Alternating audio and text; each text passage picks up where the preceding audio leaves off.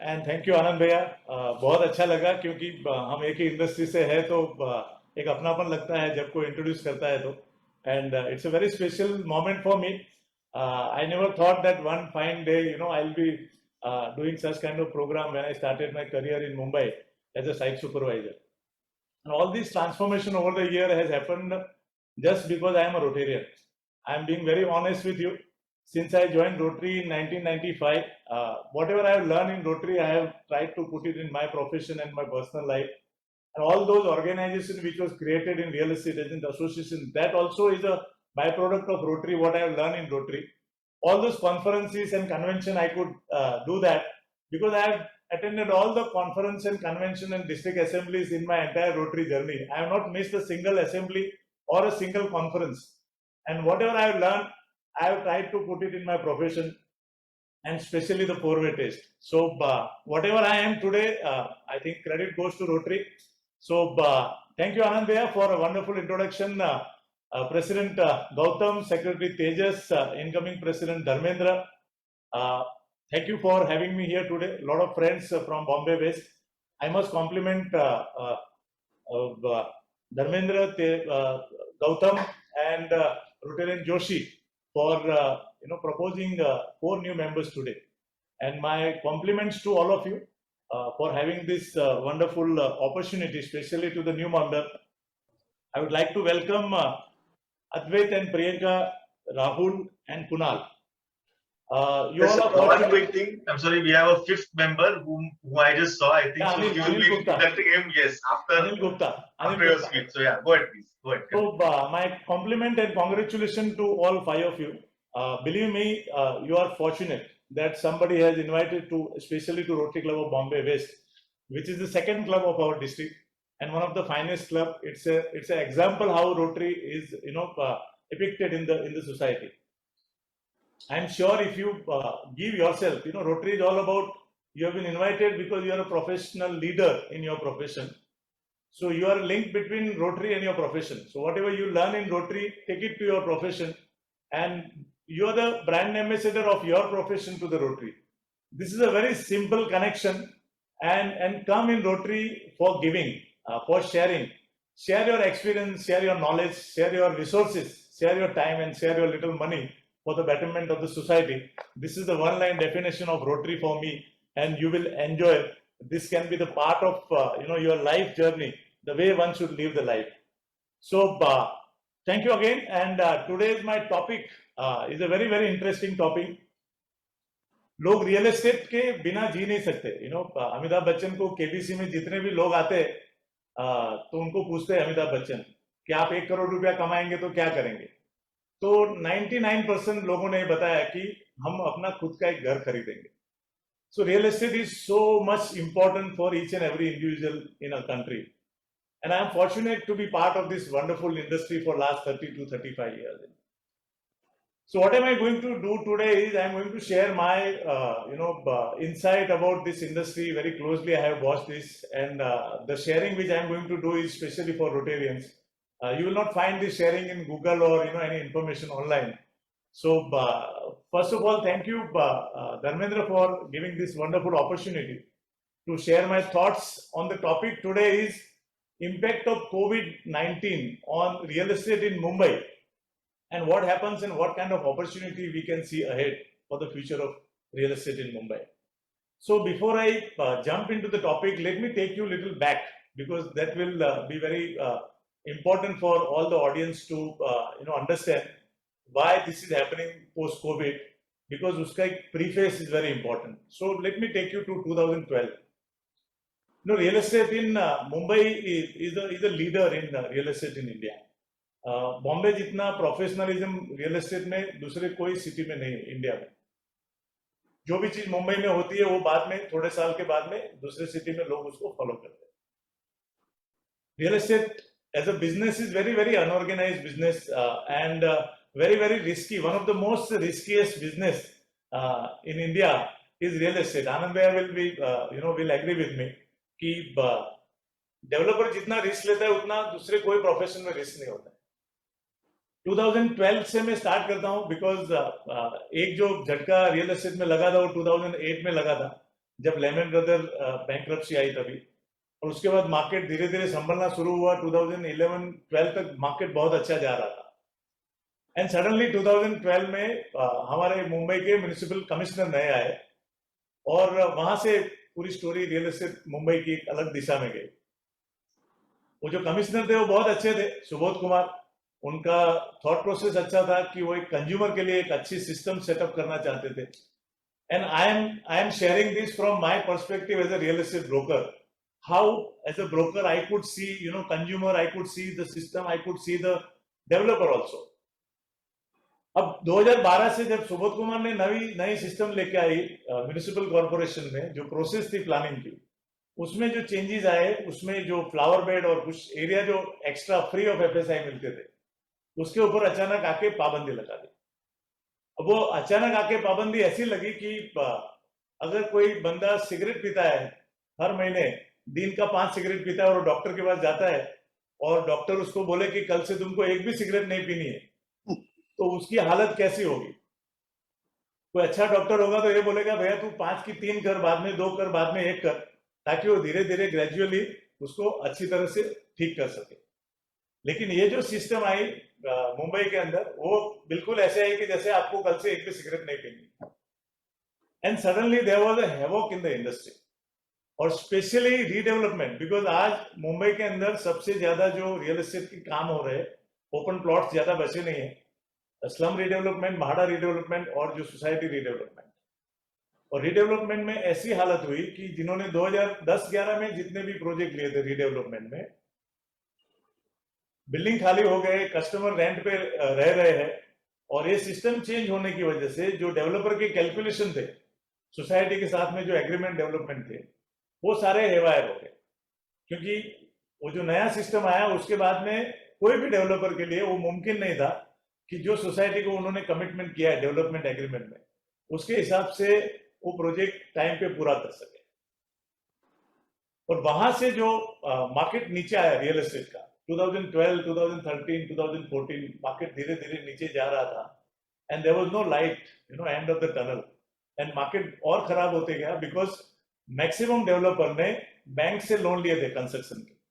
तो एक तरफ ये हो रहा है कि आपके प्राइसेस बढ़ नहीं रहे हैं, आपके प्राइसेस नीचे जा रहे हैं, आपका सेल नहीं हो रहा है, कुछ प्रोजेक्ट्स बंद हो गए, और आपके बैंक के इंटरेस्ट चालू है।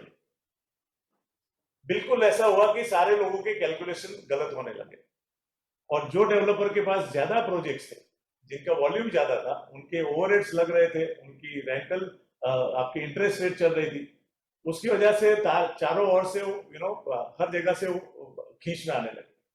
और उस जमाने में मुझे मालूम है 2011-12 में जो बैंक्स के जो लोन थे, कंस्ट्रक्शन लोन, वो भी तकरीबन 24% से लोगों ने लोन लिया। उसके बाद वो 24% के लोन नए जो बैंक आए उसमें ट्रांसफर करने के बाद 18% में किए, 18% से ट्रांसफर करके 14% पे लेके गए, बट वो सारा माहौल बन रहा था। और वहां पे आ गया कि कुछ जगह पे ऐसा हुआ कि डेवलपर ने 2080 का स्कीम लेके आया कि जो कंस्ट्रक्शन लोन जो है वो उनकी 14 या 15% पे थी, और एक बायर को फ्लैट लेके उसको वही बैंक से लोन दिला के उसका इंटरेस्ट वो भरते थे, ताकि उसको हाउसिंग लोन का जो इंटरेस्ट था तभी 12%, वहां पे भी उनको 2% का फर्क पड़ता था।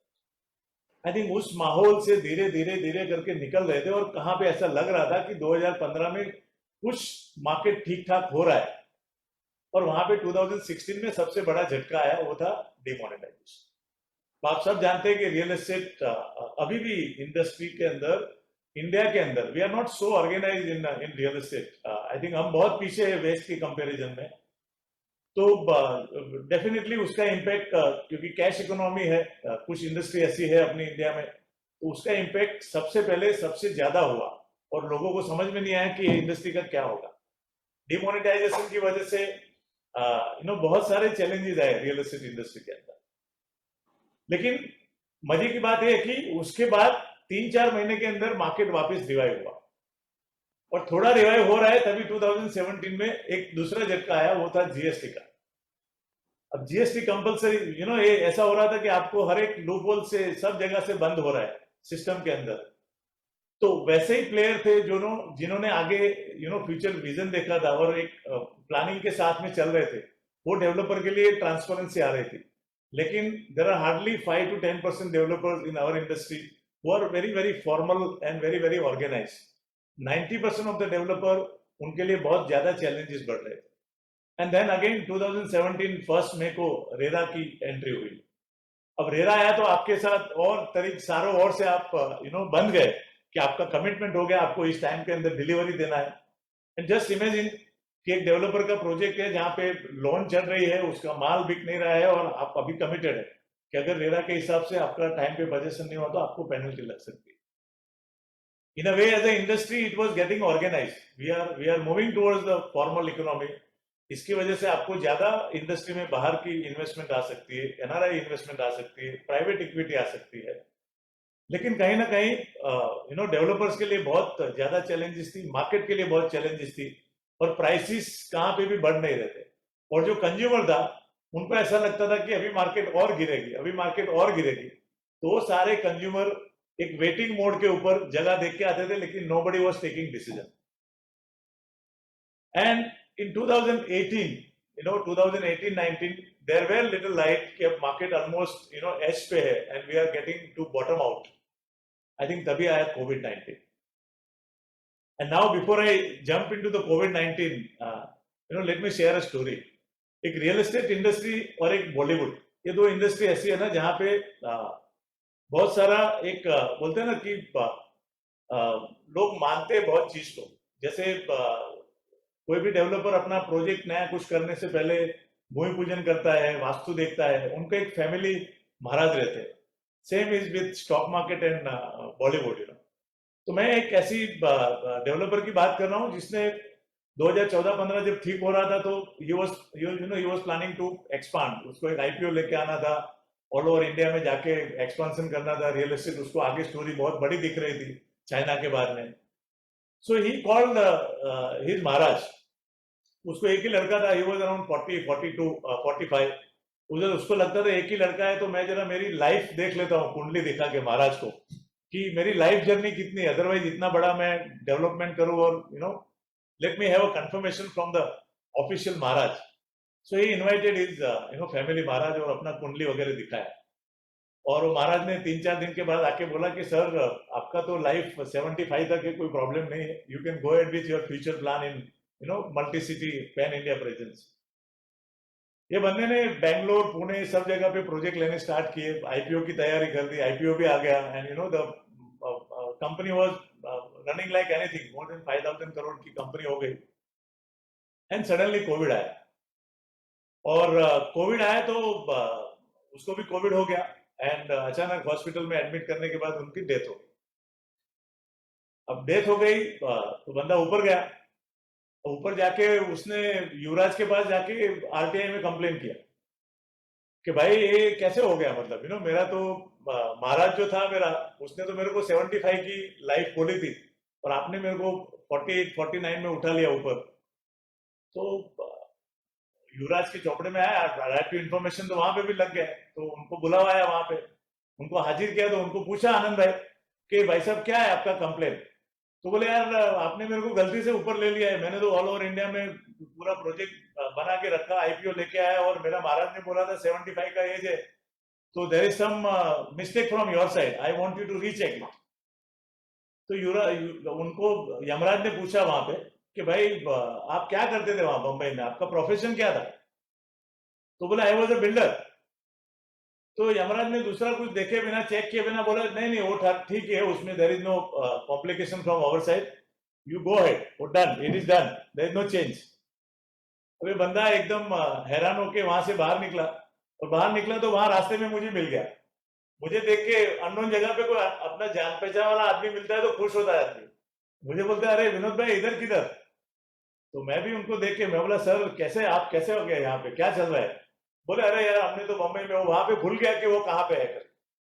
And he started sharing his journey कि मैंने पुणे में किया, बेंगलोर किया, इतना कर दिया. सो देन मैं बोला लेकिन सडनली आप यहाँ कैसे. बोले यार तुम तो हमारे महाराज को पहचानते हो. मैं बोला हाँ आपके शंकर महाराज को मैं बहुत अच्छी तरह से पहचानता हूँ. बोले उसका प्रिडिक्शन कभी गलत नहीं हुआ है. मैं बोला अरे हमने तो आपके साथ इतना काम किया है, आपके शंकर महाराज ने जो प्रोजेक्ट में हाथ रखा वो सक्सेस हो गया. बोले यार वो शंकर महाराज ने मेरे को बोला था कि 75 का लाइफ है, इसलिए मैंने ये सब एक्सपेंशन किया और अभी देखो मेरे को 49 में ऊपर बुला लिया। तो मैंने, बिकॉज मैं रियल एस्टेट ब्रोकर हूं, मैंने एक पॉज लिया छोटा सा और बाद में बोला, मैं बोला सर एक बात कहूं? बोले क्या? मैं बोला देखो आपका शंकर महाराज भी सही है और यमराज भी सही है। बोले ऐसे कैसे हो सकता है? मैं बोला आपके शंकर महाराज ने सुपर बिल्डर पकड़ा है और यमराज ने कारपेट पकड़ लिया है।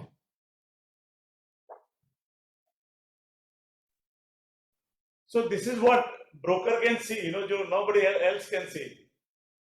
And if you look at our life now, whatever you will give to the life now, that will come back to you. So this is a lesson of the life, whatever you give, it will come back to you. So moving forward, because मेरा nature है थोड़ा light atmosphere होना चाहिए। जब भी Covid का पहला नरेंद्र मोदी ने बोला कि सबको घर पे रहना है 3-4 दिन के लिए, थाली वाली बजानी है, तो एक हफ्ता तो ऐसा लगा कि लोगों को लगा कि रियल एस्टेट वाले को खास करके, बिकॉज सब लोग पैसे के पीछे बहुत भाग रहे थे, फैमिली को टाइम नहीं दे रहे, सब फैमिली के साथ में बैठे पार्टी वार्टी किया, किसी ने खाना बनाया वो भी फोटो डाल रहा है फेसबुक के ऊपर, कोई गाना गा रहा है, कोई बोलता है मैं झाड़ू लगा रहा हूँ, वो भी enjoying, they were enjoying those moment and they thought कि अरे यार थैंक गॉड हमको 4-5 एक हफ्ते का टाइम फैमिली के साथ में बिताने का मौका। बट जैसा ही फर्स्ट लॉकडाउन आया 22 अप्रैल को कि भैया अभी ये लॉकडाउन का कोई टाइम फिक्स नहीं है and you are not suppose to go out, I think then अचानक वो माइंड है ना, वो इंटरनल जर्नी की तरफ गया कि हम कहाँ पे है, क्या हो सकता है, सारे लोग डर गए और किसी को कुछ पता नहीं था। और जिस तरीके से दूसरी कंट्री से जो मैसेजेस आ रहे थे, न्यूज आ रहे थे, कितने लोग सड़क पे मर रहे हैं, एंड देयर वाज नो, किसी को मालूम नहीं था, क्लू नहीं था कि किसका क्या होगा। I remember first webinar I attended, all over India के सारे टॉप डेवलपर्स, डीएलएफ से, दिल्ली से, Prestige in Bangalore, Hiranandani from Mumbai, जितने भी ऑर्गेनाइजेशन थे, चाहे क्रेडाई हो, नारायण के हो, बीआईए हो, सारे लोग एक साथ में जमा हो गए कि भाई हम क्या करेंगे, कैसे आगे कैसे जाएंगे, that was the kind of, it's a horror.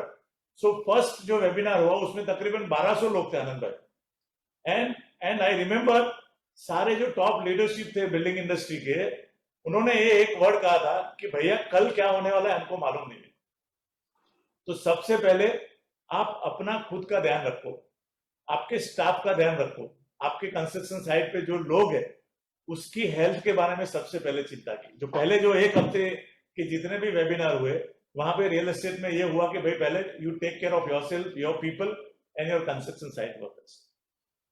जैसे जैसे टाइम गया, क्योंकि लोगों को समझ में आया कि आपकी साइट बंद है, जितने इतने सारे बड़े प्रोजेक्ट्स हैं, आपकी साइट बंद है तो आपका सेल बंद है, आपका सेल बंद है तो आपकी इनकम बंद है, और आपके कैश फ्लो, आपकी सैलरी चलेगी, आपको कॉन्ट्रैक्टर को पैसे देने पड़ेंगे, आपकी बैंक की लोन ली हुई है।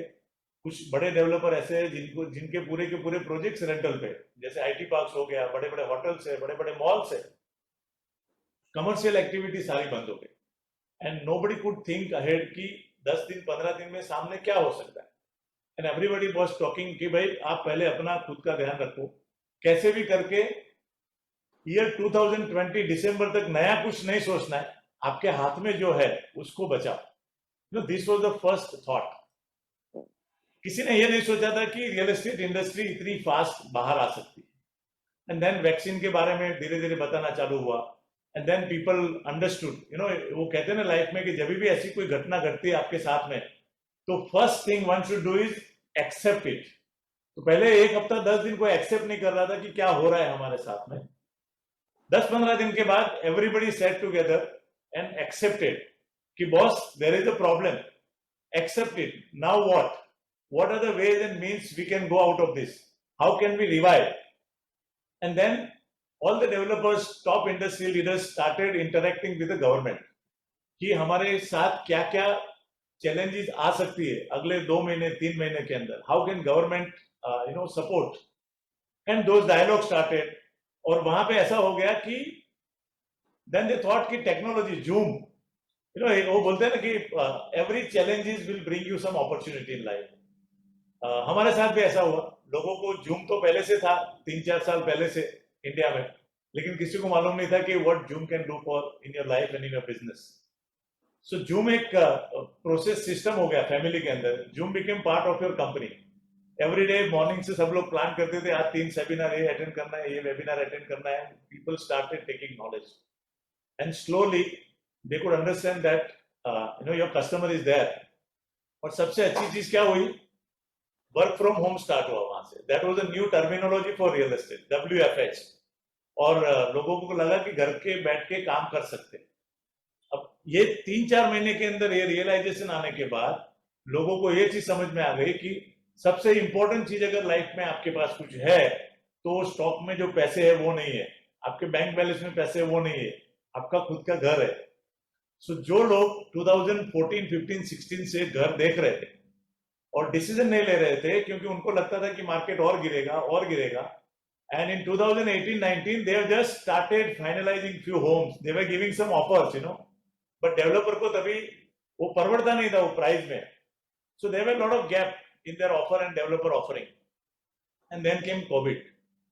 So डेवलपर को और ब्रोकर को ये लगा कि हमने जो क्लाइंट को पिछले 2 साल से जो प्रॉपर्टी दिखाई है और उनको पसंद आ रही थी, बट जहां पे 5 करोड़ के फ्लैट की 4 करोड़ ऑफर दे रहा था customer, they started interacting with the customer in a very, very different way.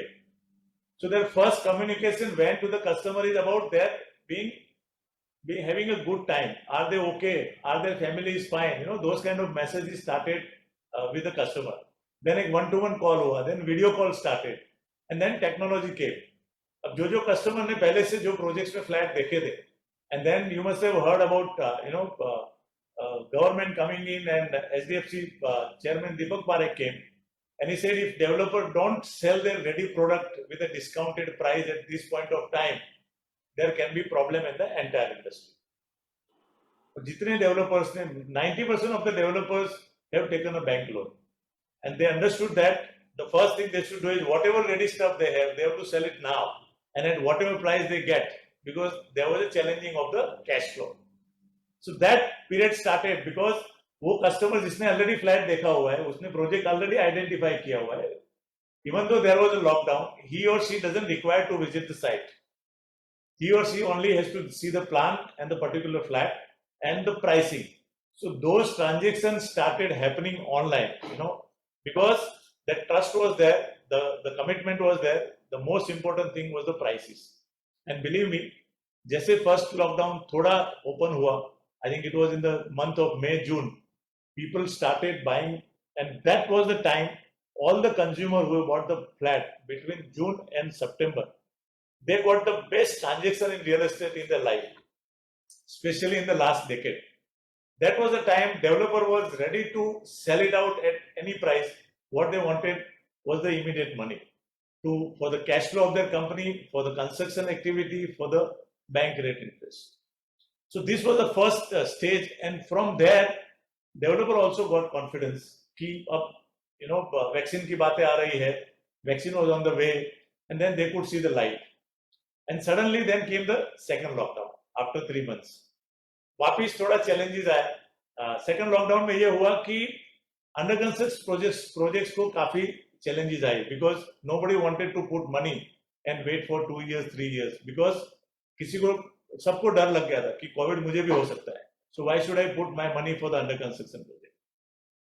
So then again developers body went to the government कि भाई आप हमको हेल्प करो, because वापस सेकंड लॉकडाउन में लोग वापस चले जाएंगे बाहर, construction worker. So there were a lot of challenges.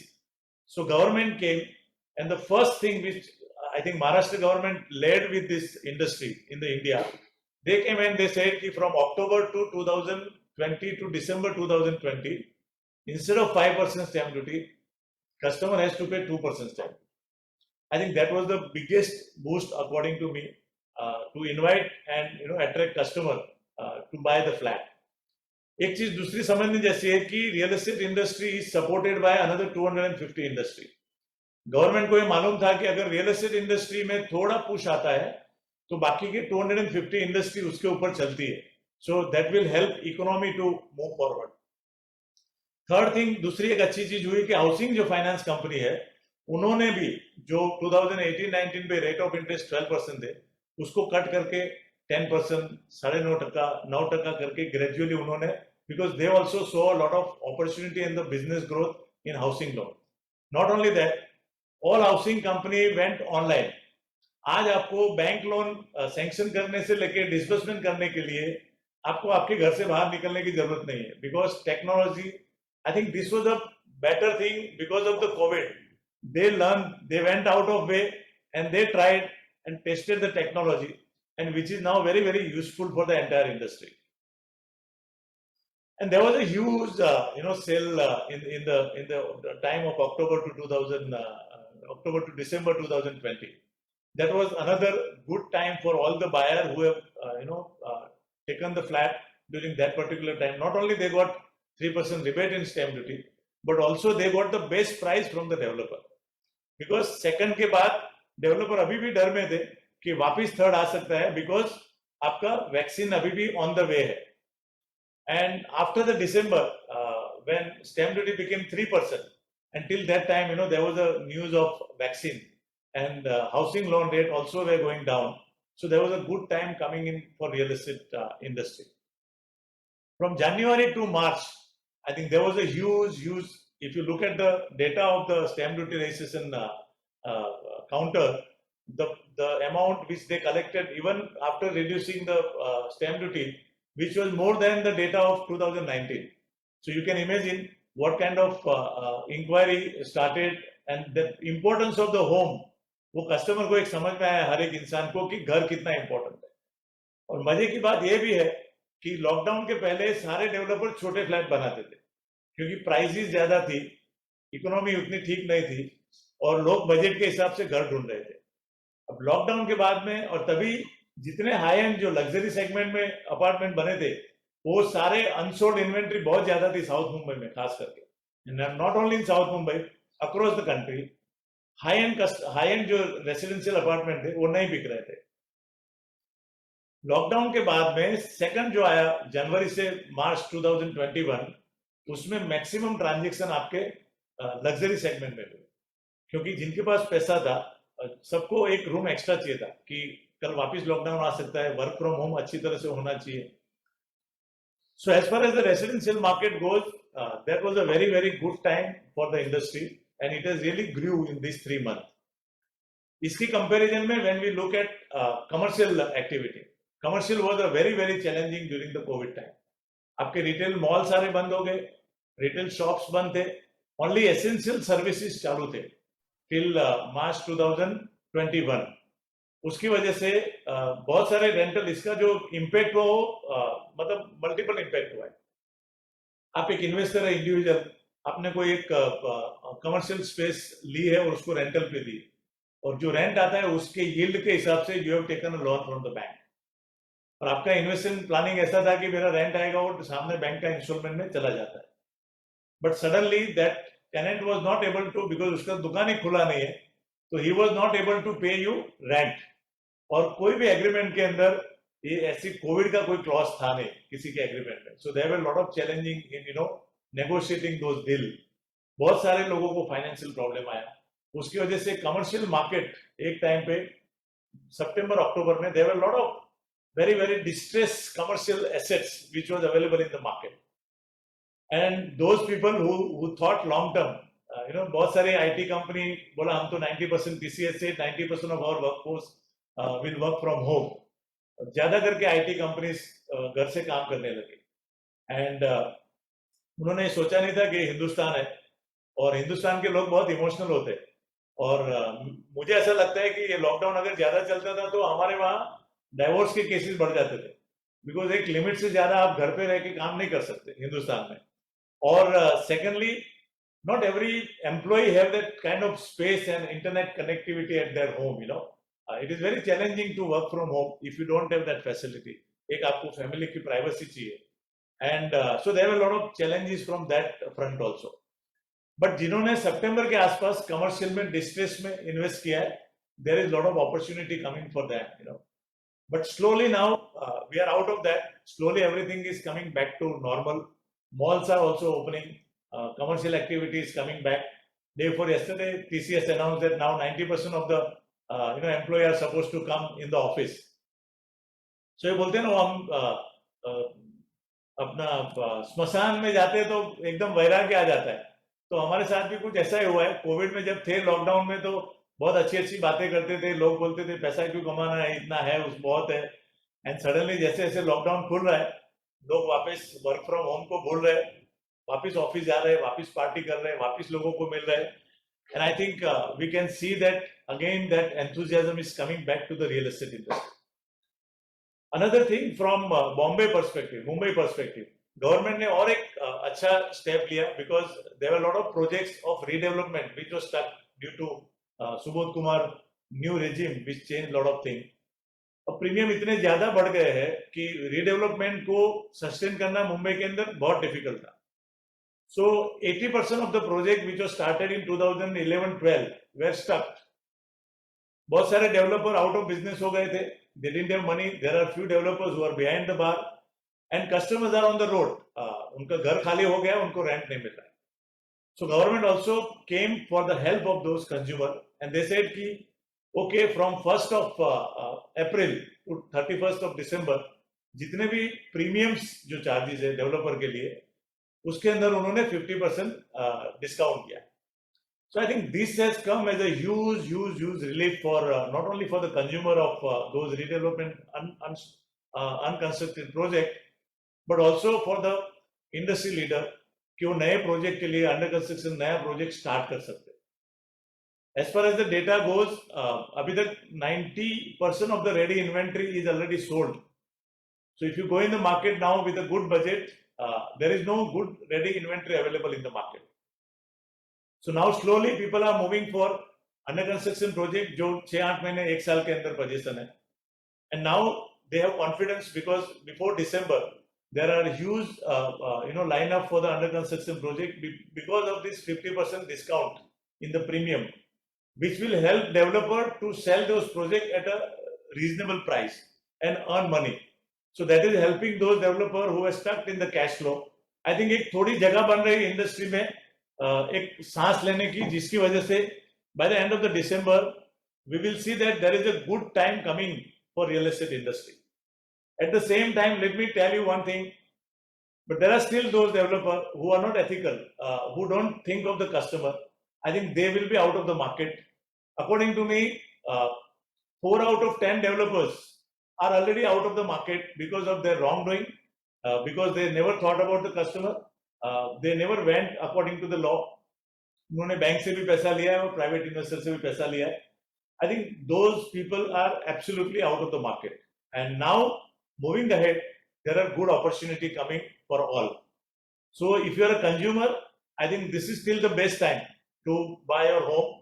अगर आप आज के बाद जितना डिले करेंगे उतना आपको प्राइस के अंदर और चॉइस के अंदर दोनों जगह पे मार पड़ने वाला है. If somebody is looking at commercial real estate, I personally feel दूसरा एक टाइम आया कि जहां लोगों को लगा कि work from home is not easy, so let us do work from home. तो बहुत सारे, क्योंकि government also came out with 5 FSI for commercial project which is on the main road, in certain location. So वहां पे residential project viable नहीं था because of the premium. वहां पे डेवलपर्स जो है वो छोटे छोटे ऑफिस, 300 फुट 400 फुट के office, suppose if I am staying in Borivali, I should not go and do work in Andheri because अभी मुझे टेक्नोलॉजी समझ में आ गई, डिजिटलाइजेशन बहुत हुआ, I can work from home.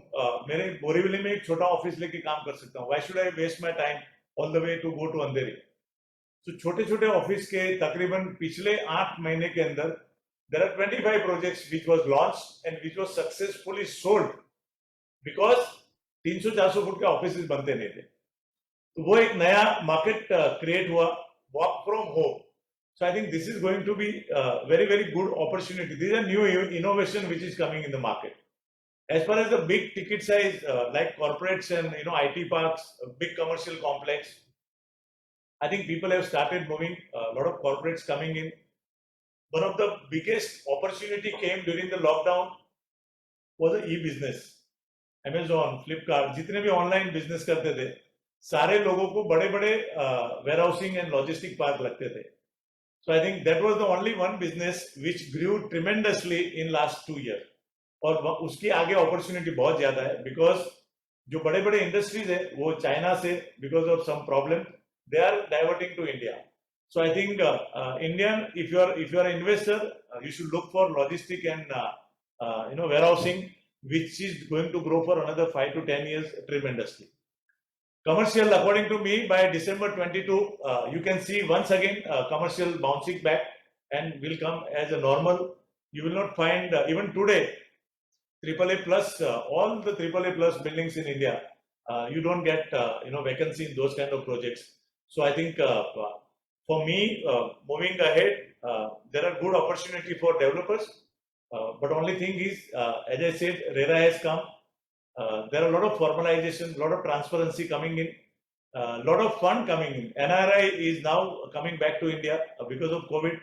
कुछ लोग ऐसे थे जिनको लगा कि अभी इंडिया में मुझे घर की जरूरत नहीं है, बट कोविड ने उसको भी नानी याद दिला दी कि भैया अपना घर अपना ही होता है, एक घर हिंदुस्तान में होना चाहिए. So I think residential market high end में ऑल ओवर इंडिया में बहुत अच्छी अपॉर्चुनिटी आ रही है. You will find a tremendous growth and also on rental.